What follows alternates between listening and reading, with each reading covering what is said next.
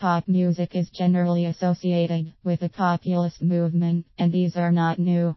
In fact, populist movements can easily be traced back to ancient Rome, and probably way further back than that. One of the more recent populist movements occurred in the 1600s or thereabout. There was also a free love movement in Germany just prior to the Nazi takeover. So this sets the stage for pop music in this country. Pop music as we know it is a mixture of the blues and folk music, plain and simple. One would have to give a lot of credit to the invention of the electric guitar as well, which was used as early as 1931, with early proponents such as Les Paul. The electric guitar, however, was first used in the big band, which was jazz. So jazz or blues, mixing with folk songs, however you want to look at it.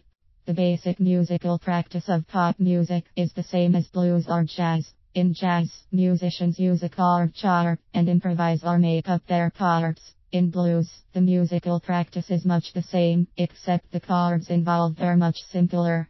These are 3 chords, known as the blues chords. These are also the most used chords in pop music. Jazz could be considered a bit of a more specialized application of the blues performance practice, and this is generally attributed to black music.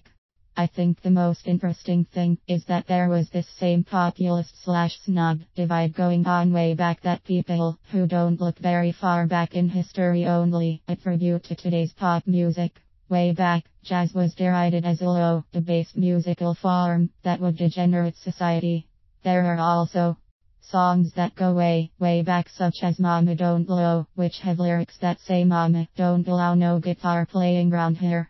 Further back than that, we have Plato saying that new and novel fashions in music should be avoided, because they will unsettle a society's most important conventions. But as I often point out, what society today doesn't need to have its most important conventions unsettled.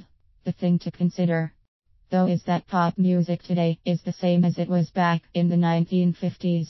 That's because it is being manipulated through the conventional media channels, who, like Plato, don't want anything of new and novel fashion, because that would unsettle their most important convention, which is their profits.